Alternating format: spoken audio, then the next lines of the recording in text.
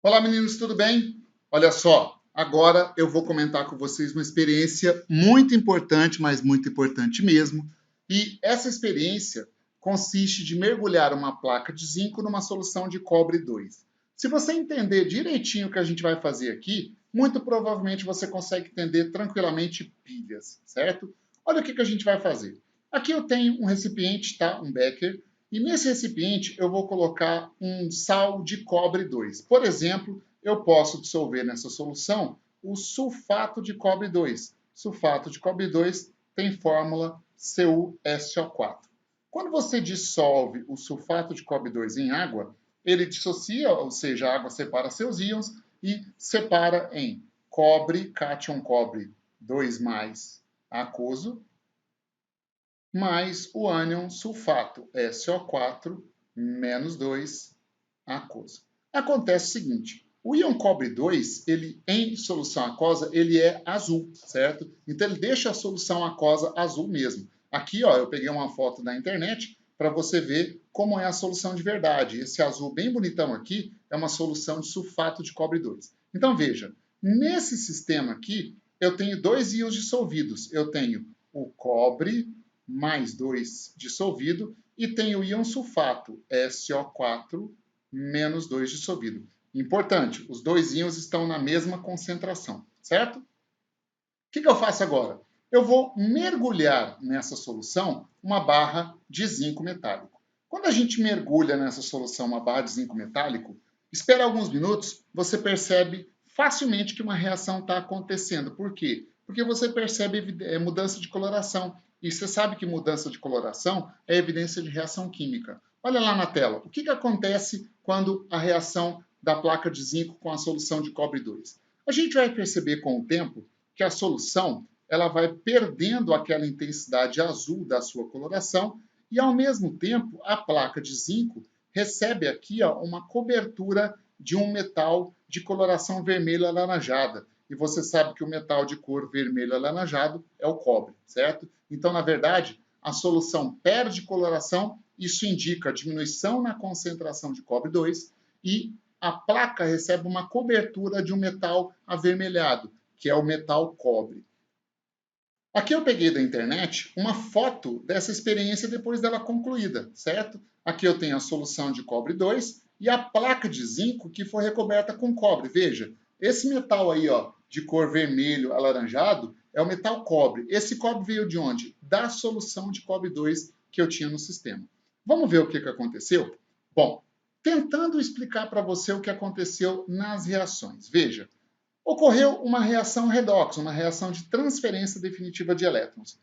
Se a placa de zinco, aqui eu tenho zinco metálico, se a placa de zinco recebeu uma cobertura de cobre metálico sólido, é porque o cobre que estava na solução sofreu redução a cobre metálico. Então houve uma reação, uma semi-reação de redução, e nessa semi-reação de redução, o cobre mais 2 que eu tinha em meio aquoso sofreu redução, ou seja, ele recebeu 2 elétrons, e ao receber 2 elétrons, esse cobre aquoso, né, cobre mais 2, se transformou em cobre metálico sólido. Foi esse cobre metálico sólido que cobriu a placa aqui, ó. Aqui a gente percebe o cobre metálico sólido cobrindo a placa de zinco.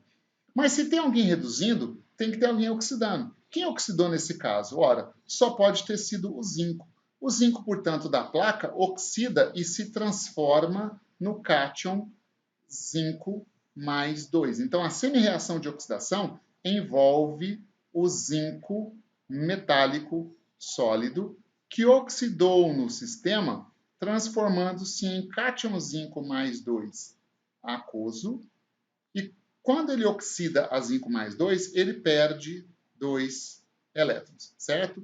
Se eu somar essas duas equações para obter a equação global, olha só, eu posso simplificar aqui os 2 elétrons que foram transferidos, e aí eu tenho como equação global que representa o processo o zinco metálico sólido que estava na barrinha, reagiu com o cátion cobre mais 2 aquoso que estava na solução. Isso provocou a redução do cobre a cobre metálico sólido e provocou a oxidação do zinco a zinco mais 2 aquoso. Foi essa experiência que aconteceu, foi essa reação que aconteceu. Agora, muita atenção, porque ocorreu uma reação redox. E você sabe o que é uma reação redox? É uma reação que ocorre com transferência definitiva de elétrons. Nesse caso, veja, quem é que está perdendo elétrons? Quem está perdendo elétrons é quem sofre oxidação.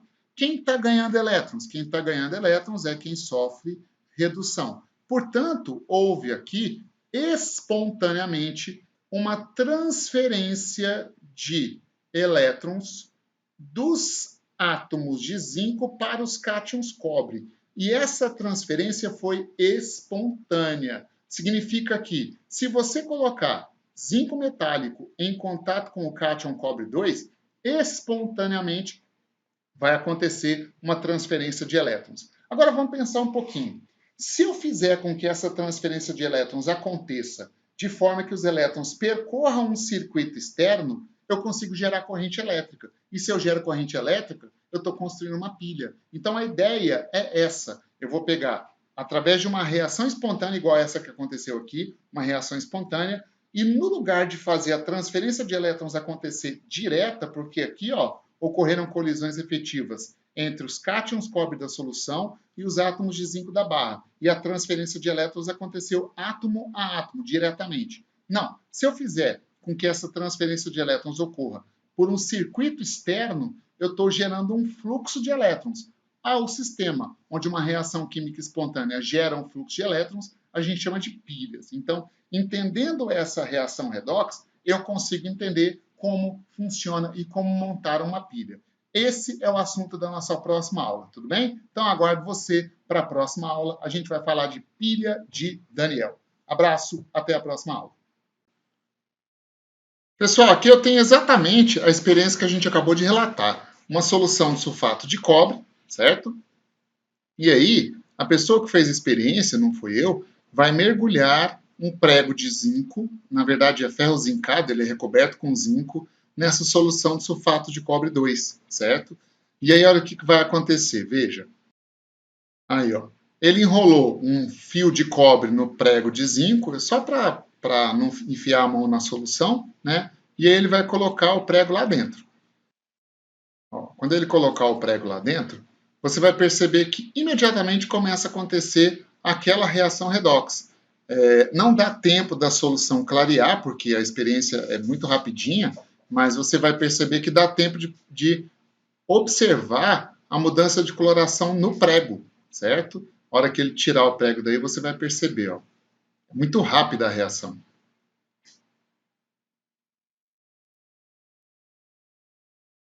Mais um tempinho para a reação acontecer.